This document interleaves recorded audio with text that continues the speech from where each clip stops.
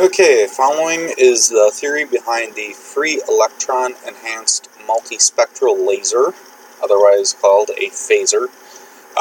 It is a variable wavelength, meaning it can produce a laser at nearly any part of the EM spectrum, from, say, like microwave all the way up to gamma. It's solid-state targeting, so it can actually change the angle where the beam is going without any moving parts. It's also enhanced by a free electron surge, which is basically like getting struck by lightning. So here's how it works. Basically, you have these tanks, capacitors, whatever, where the outer part of the tank is a transformer steel because you want to close the magnetic loop from this inner part of the tank, which is neodymium. You want all the magnetic field to be right smack dab in the middle. This is a hollow area inside the neodymium.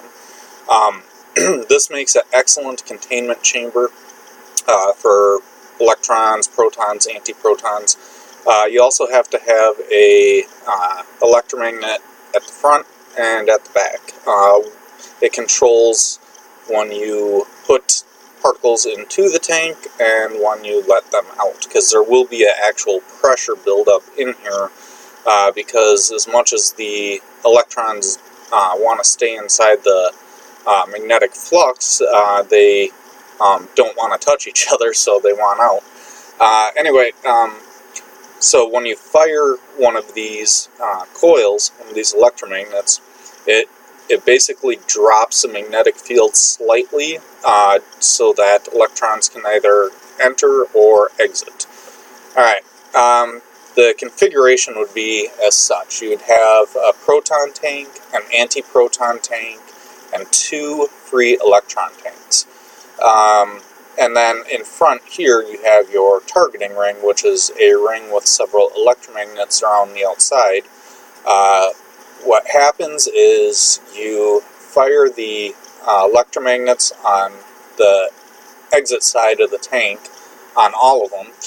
That will allow particles to flow out. You have a magnetic path that they flow to, and here they would basically annihilate each other, the protons and antiprotons, and that would normally just create gamma ray photons. But if you want to change what part of the spectrum that beam is, all you have to do is change the speed of the electrons that you're sending into that path also. If the electrons were at rest, or going very slow anyway, they would pick up the majority of the energy from your antimatter reaction, the gamma, and so you'd have greater energy for your free electron surge, and you'd have a lower wavelength for your laser.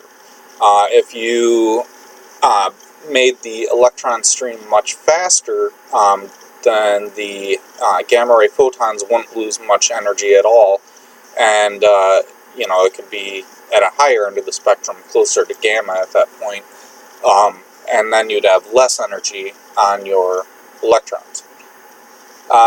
Okay, and then let's see. Since they're still in particle form right before they annihilate each other, you can control when you fire any one of these coils. You can control where they hit each other, which will control where the beam eventually goes, and also where the electron stream goes. This would be a particularly devastating weapon, since you can basically select any part of the EM spectrum you want. That alone, the power output from even a small particle flow would be into the terawatt range, and besides that, it would also be getting hit by very fast-moving free electrons, which would, even in the atmosphere, would keep a lot of their energy, because the air path that they're traveling along was temporarily ionized by the laser. So it would be one nasty weapon. It's also a pretty simple design. There's really not much to it. The only dangerous part would be if you took too many G's, like from a hit, it's possible that these particles could impact the side of the tank, which the protons and electrons, not that big a deal. The antiprotons, that would be devastating. It would blow pretty bad. I mean, blow up pretty bad. And anyway, that is it.